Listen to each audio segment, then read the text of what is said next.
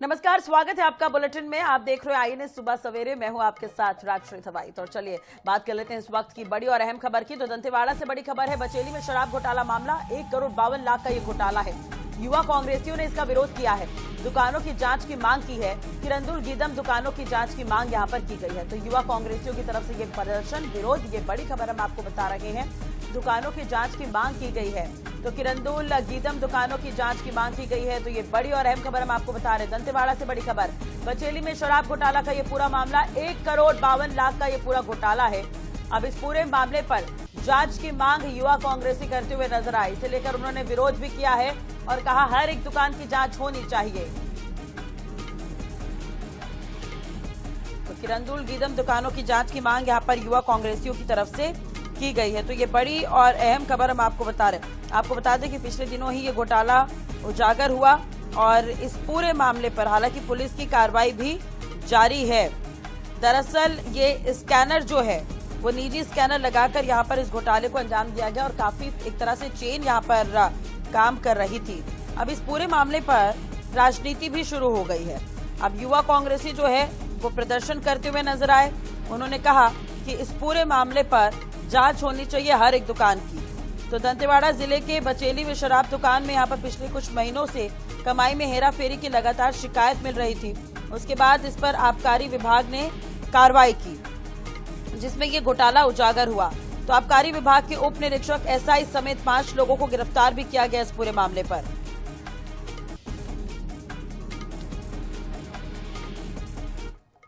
देश भर में इंडिगो संकट के बाद डीजीसीए ने हरकत में आते हुए अपना पहले वाला आदेश वापस ले लिया है। अब डीजीसीए ने हवाई कर्मचारियों के लिए वीकली रेस्ट वाला जो अपना आदेश था वो वापस लेने का फैसला किया है। डीजीसीए ने इस बारे में एक लेटर जारी कर जानकारी दी है। आपको बता दें कि नए वीकली रेस्ट के आदेश के कारण इंडिगो को पायलटों की कमी का सामना करना पड़ रहा था, जिसके कारण पिछले 4 दिनों में उसकी 1300 से ज्यादा उड़ानें रद्द हो गई थी। अब डीजीसीए का यह आदेश तुरंत प्रभाव से लागू होगा। डीजीसीए ने अपने आदेश में कहा कि विभिन्न एयरलाइंस की तरफ से इस बार में लगातार शिकायत मिल रही थी। ऐसे में विमानों की आवाजाही को ठीक करने के लिए वीकली रेस्ट वाला आदेश वापस लेने का फैसला किया गया है। अब डीजीसीए के फैसले के बाद एयरलाइंस और यात्रियों ने राहत की सांस ली है।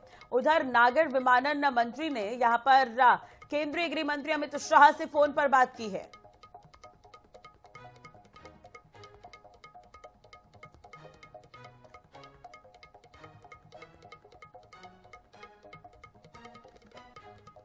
तो संकट से उबारने के लिए सभी मांगे जो है मान ली गई है और इंडिगो ने जो मांगे की थी वो डीजीसीए ने मान ली है।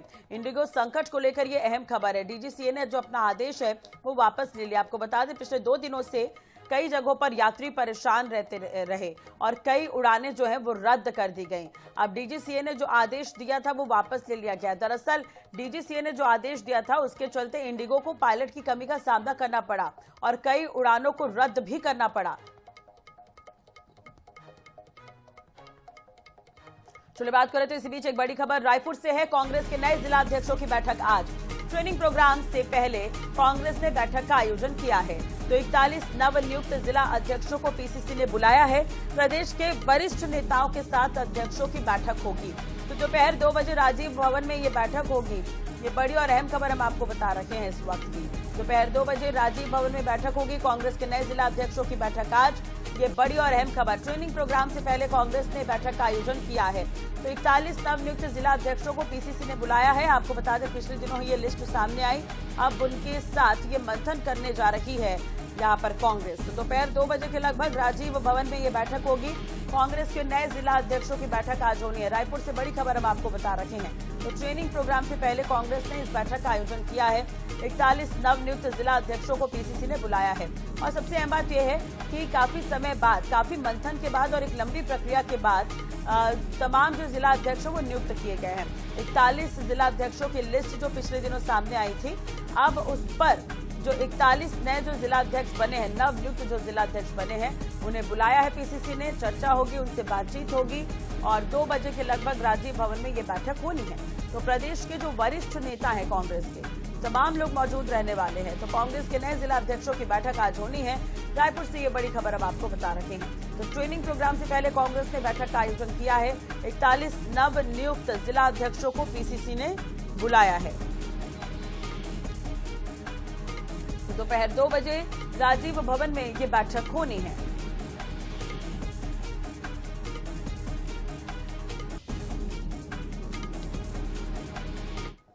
चलिए बात कर लेते हैं इसी बीच एक और बड़ी और अहम खबर जो कि रायपुर से है।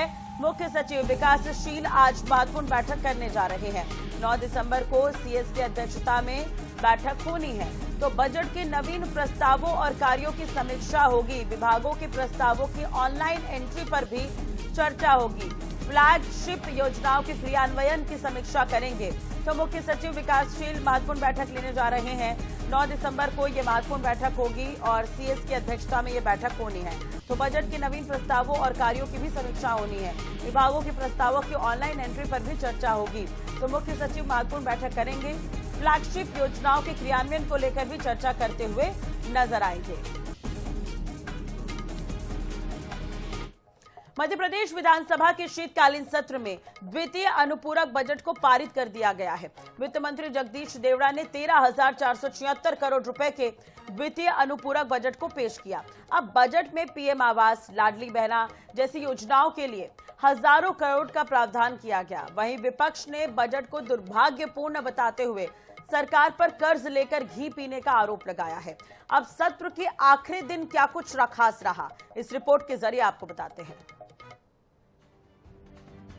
मध्य प्रदेश सरकार के उप मुख्यमंत्री और वित्त मंत्री जगदीश देवड़ा ने द्वितीय अनुपूरक बजट सदन में पेश किया था। इस बजट में ग्रामीण विकास को प्राथमिकता देते हुए प्रधानमंत्री आवास योजना के लिए सबसे बड़ा प्रावधान 4,000 करोड़ रुपए का किया गया है। इसके अलावा उपार्जन भावांतर भुगतान योजना, लाडली बहना योजना के लिए भी प्रावधान किए गए हैं। कर्ज लेने के आरोपों पर वित्त मंत्री जगदीश देवड़ा ने कहा कि विकास के लिए सरकार कर्ज ले रही है। में प्रधानमंत्री सम्मान निधि में भी बजट रखा है, बहना को बजट रखा है, अतिवृष्टि में भी बजट रखा है, सभी में पैसा, अनुसूचित जनजाति में भी बजट में पैसा रखा है। बहुत ही बढ़िया। अनुपूरक बजट पर विधानसभा में 2 दिन चर्चा हुई। इस दौरान विपक्ष ने बार बार अनुपूरक बजट लाने पर सवाल खड़े किए। नेता प्रतिपक्ष उमंग सिंघार ने कहा कि इस बजट में SC, ST, OBC के लिए कोई प्रावधान नहीं है, लेकिन सीएम हाउस में अतिरिक्त बिल्डिंग के लिए 10 करोड़, नया प्लेन खरीदने के लिए 5 करोड़ रुपए जरूर दिए गए हैं। बंदर के हाथ में उतरा सरकार जिस प्रकार से निर्णय लेती है, लैंड पूलिंग एक्ट में किसानों हमने विरोध किया था, आज सरकार को उसको लेना पड़ रहा है। तो सरकार के ऐसे कई अनिर्णय की स्थिति है, तो हम कह सकते हैं कि सरकार जैसे बंदर के हाथ में उस्तरा होता वैसे चलाती। तो युवाओं को नौकरी नहीं मिल रही, OBC आरक्षण पर सरकार अभी तक तय नहीं कर पा रही है कि क्या करना है, विड्रॉ करना है, सुप्रीम कोर्ट से नहीं कर पा रही। तो ऐसे तमाम मुद्दे हैं। इससे पहले सरकार करीब 2,000 करोड़ का पहला अनुपूरक बजट लेकर आई थी। इस बार के अनुपूरक बजट में पीएम आवास योजना पर फोकस किया गया है। 4,000 करोड़ से ग्रामीण क्षेत्रों में 12 लाख मकान बनेंगे, जिससे ग्रामीण क्षेत्र में सरकार की पकड़ मजबूत होगी। जानकारों की माने तो सरकार ने भी 2028 में होने वाले विधानसभा चुनाव की तैयारी शुरू कर दी है। INS 24/7 के लिए भोपाल से अंकुश मौर्य की रिपोर्ट। छत्तीसगढ़ में भारतीय जनता युवा मोर्चा की कार्यकारिणी का गठन जल्द होने जा रहा है। भाजयुमो की नई टीम में इस बार अंडर 35 को ही शामिल किया जाएगा, यानी कि 35 साल से कम। अब इस बात का खास तौर पर ध्यान रखा जा रहा है, ओवर एज लोग टीम में शामिल नहीं हो पाए। इसकी बड़ी वजह यह भी है कि भाजयुमो के प्रदेश अध्यक्ष राहुल टिकरिया खुद भी 35 साल से कम के हैं। अब इसलिए उनकी टीम भी अंडर 35 युवाओं से लैस होगी। दरअसल इस बार संगठन चुनाव में यह तय किया गया था, मंडल अध्यक्ष के लिए 45 साल और जिला अध्यक्ष के लिए 60 साल की उम्र के लोगों को ही जिम्मेदारियां दी जाएंगी। अब इसी तरह भारतीय जनता युवा मोर्चा के में भी पदाधिकारियों को 35 साल से कम उम्र के नियुक्त किए जाएंगे। इसी फॉर्मूले के तहत सभी जिलों में यहां पर युवा ही अध्यक्ष बनाए गए हैं। अब प्रदेश कार्यकारिणी भी यहां पर 35 साल से कम के युवाओं को अवसर देगी। दरअसल संगठन ने पिछले अनुभवों से यह निर्णय लिया है कि मंडल अध्यक्ष के लिए 45 साल और जिला अध्यक्ष के लिए 60 साल की उम्र सीमा रखी जाएगी। भाजयुमो के पदाधिकारियों के लिए अब केवल 35 साल तक की आयु ही पात्र होगी। पिछली बार ओवर एज पदाधिकारियों को नियुक्त करने को लेकर संगठन में विवाद हुआ था। इस बार ये स्थिति दोहराई ना जाए। पार्टी का मानना है कि इस फैसले से पार्टी के कार्यकर्ताओं में न केवल स्पष्टता आई है, बल्कि भविष्य में नियुक्तियों में पारदर्शिता भी सुनिश्चित होगी।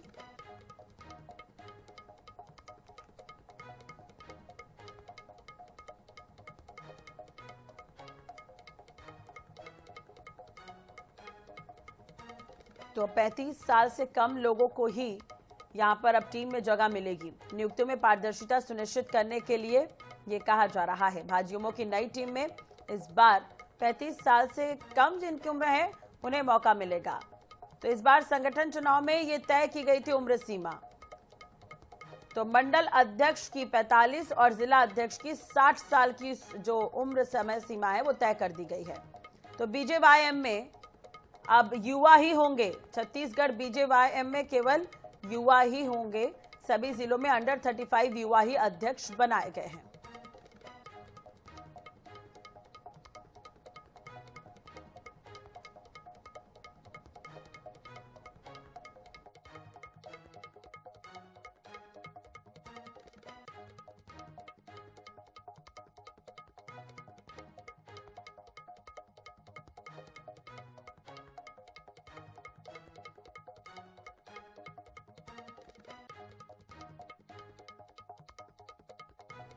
चलिए बात को लेते हैं इसी बीच एक बड़ी खबर की। तो रीवा से बड़ी खबर है। 2 महिलाओं के बीच मारपीट का वीडियो वायरल हो रहा है। संजय गांधी अस्पताल का ये पूरा मामला बताया जा रहा है और 2 महिलाएं आपस में यहाँ पर लड़ती झगड़ती हुई नजर आ रही हैं। तो बाल खींचकर यहाँ पर लड़ती हुई नजर आ रही हैं महिलाएं। तो ये बड़ी खबर हम आपको बता रहे हैं। अस्पताल के जो सुरक्षा कर्मी हैं वो रोकने की कोशिश भी कर रहे हैं। तो रीवा का ये पूरा मामला है जहाँ पर 2 महिलाएं आपस में लड़ती हुई नजर आई। तो ये बड़ी खबर हम आपको बता रहे हैं। तो रीवा की ये खबर जहां पर 2 महिलाएं जो है वो आपस में लड़ती हुई नजर आ रही हैं। बाल खींचकर यहां पर एक दूसरे पर वार करती हुई नजर आ रही है। आईएनएच पर एक्सक्लूसिव ये तस्वीर हम आपको दिखा रहे हैं। तो ये तस्वीर भी आप देख सकते हैं। आसपास जो वहां पर सुरक्षा कर्मी मौजूद हैं वो रोकने की भी कोशिश कर रहे हैं इन्हें, लेकिन ये महिलाएं रुक नहीं रही हैं।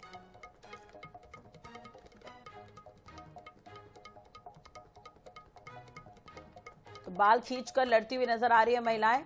आईएनएच पर एक्सक्लूसिव ये तस्वीर हम आपको दिखा रहे हैं। हाँ, जो सुरक्षा कर्मी है वो भी उन्हें रोकने की कोशिश कर रहे हैं। आखिर मामला क्या है ये तो खैर जानने वाली बात होगी, लेकिन जो तस्वीरें निकलकर सामने आई वो हम आपको दिखा रहे हैं। अस्पताल प्रबंधन वहां पर खड़ा हुआ मौजूद है, मूक दर्शक बना बैठा है। रोक नहीं पा रहे हैं वो इन महिलाओं को। तो बाल खींचकर लड़ रही हैं दोनों महिलाएं। आईएनएच पर एक्सक्लूसिव ये तस्वीर हम आपको दिखा रहे हैं।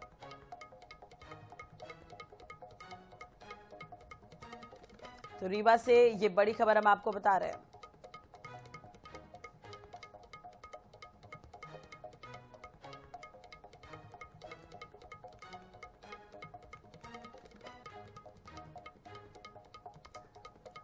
तो बाल खींचकर यहां पर दोनों महिलाएं आपस में लड़ रही हैं। सुरक्षा कर्मी मौजूद हैं, लेकिन वो यहां पर हल्के पड़ रहे हैं इन दोनों महिलाओं के सामने।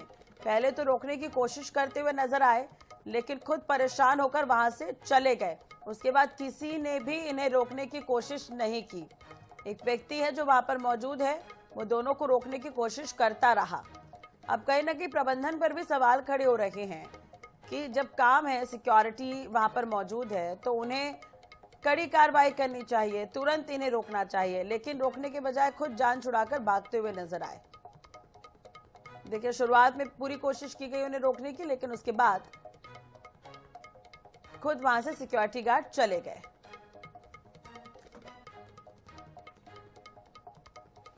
चलिए बढ़ते हुए दूसरी खबरों की ओर। तो अग्रवाल और सिंधी समाज के इष्टदेव के खिलाफ भड़काऊ बयान देने के मामले में भगोड़ा घोषित जोहार छत्तीसगढ़ पार्टी प्रमुख अमित बघेल ने देवेंद्र नगर थाने में सरेंडर किया। सरेंडर के दौरान भारी पुलिस बल और दोनों संगठनों के समर्थक मौजूद रहे। उनके खिलाफ देवेंद्र नगर और कोतवाली थाने में प्रकरण दर्ज थे। न मिलने पर रायपुर पुलिस ने उन्हें भगोड़ा घोषित कर 5,000 का इनाम रखा था।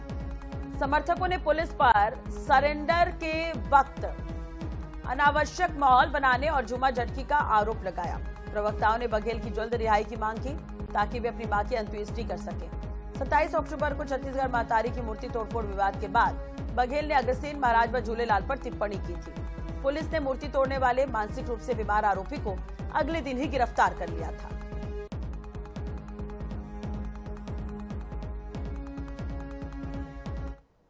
राजधानी रायपुर में सिंधी समाज के खिलाफ भड़काऊ भाषण देने के आरोप में जो है अमित बघेल की गिरफ्तारी यहां पर कर ली गई है।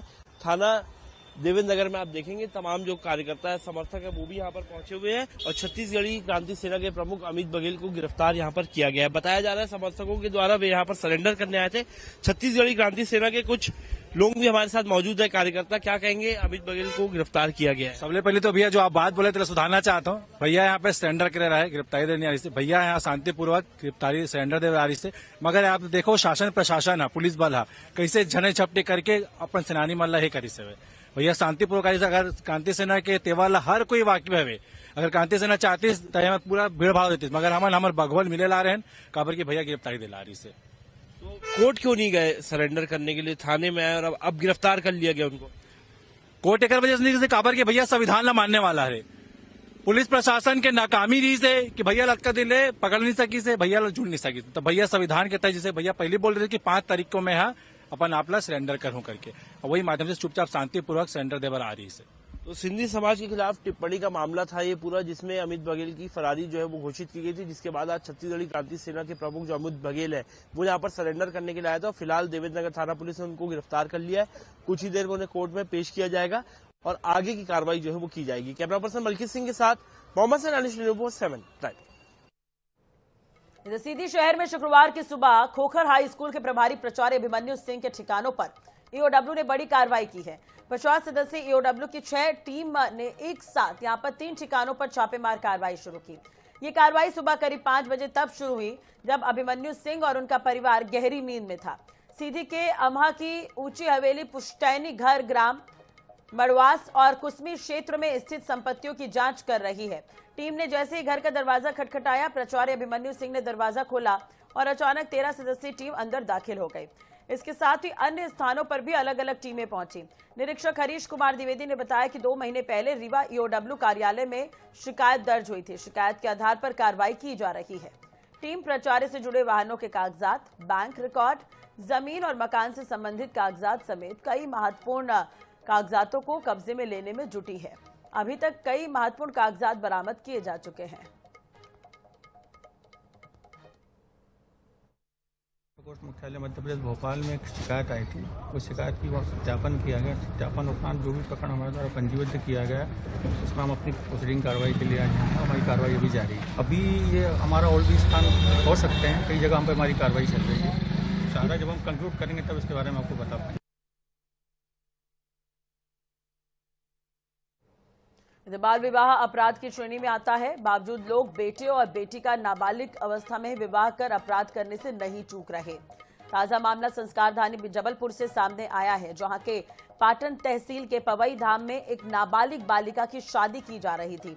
सूचना पर महिला बाल विकास विभाग और पुलिस मौके पर पहुंचकर विवाह रुकवाते हुए नजर आए।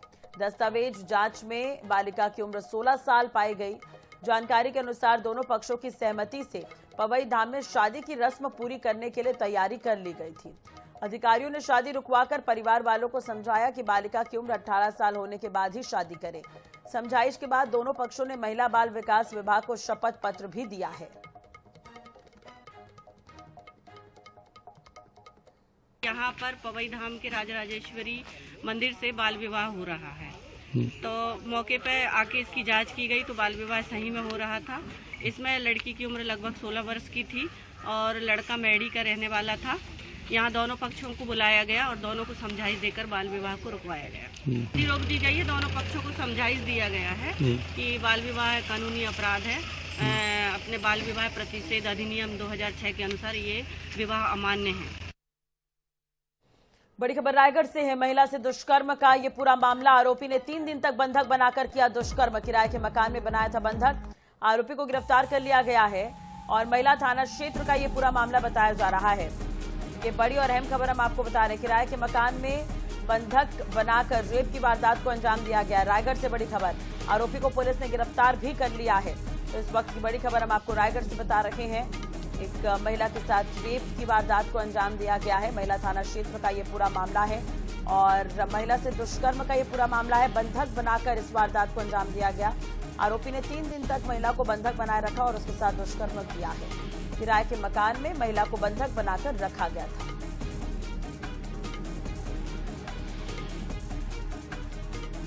तो महिला थाना क्षेत्र का ये पूरा मामला बताया जा रहा है। रायगढ़ से बड़ी खबर हम आपको बता रहे हैं।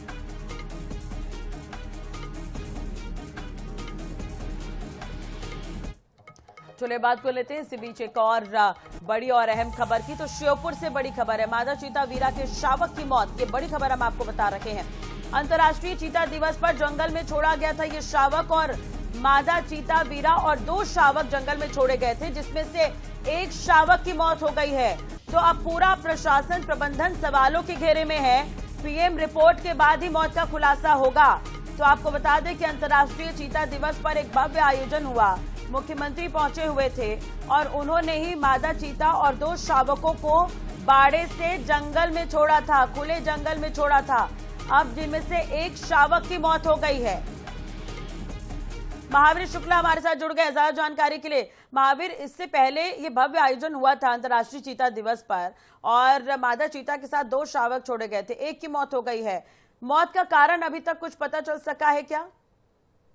जी बिल्कुल, आपको बताना चाहूंगा 4 दिसंबर को सीएम के द्वारा कुनो नेशनल पार्क पहुंचे थे, जहां पर मादा चीता वीरा और उसके 2 शावकों को खुले जंगल में छोड़ा गया था। लेकिन 4 तारीख को छोड़ा गया और 5 तारीख के शाम की टाइम जो मादा चीता वीरा का शावक था उसकी मौत हो गई है। लेकिन कूनो प्रबंधन के द्वारा जो मौत हुई थी वो शायद लेट बताई गई है, क्योंकि कूनो प्रबंधन हमेशा से ही जो कूनो नेशनल पार्क में जो शावकों की या चीतों की मौत होती है उसको लेके हमेशा से ही लेट बताते हैं, क्योंकि वहाँ पे ना ही तो मीडिया को तो पूरी तरह से प्रतिबंधित कर रखा है, कभी भी मीडिया को अंदर प्रवेश नहीं करने देते। और जब आज तक जितने भी चीते और जो शावकों की मौत हुई है उनकी पीएम रिपोर्ट की बात कहते हैं, लेकिन पीएम रिपोर्ट में क्या आता है वो है आज तक स्पष्ट नहीं हो पाया कि आखिर किन कारणों से चीतों की मौत होती है। चलिए, तो देखिए नजर तो बनाए रखेगा, अपडेट आपसे लेंगे, क्योंकि सबसे बड़ा सवाल ये है कि मुख्यमंत्री खुद पहुंचे थे इस कार्यक्रम में शामिल होने के लिए और इसके अलावा मादा चीता वीरा और शावक जो है अभी भी वो खुले जंगल में है, तो उनकी सुरक्षा पर भी सवाल खड़े हो रहे हैं। तो पीएम रिपोर्ट क्या आती है इस पर भी आपसे अपडेट लेंगे। बहुत बहुत शुक्रिया तमाम जानकारी और बातचीत के लिए। चलिए, इसी के साथ ही फिलहाल इस बुलेटिन में इतना ही। खबरों के लिए बने रहिए हमारे साथ। नमस्कार।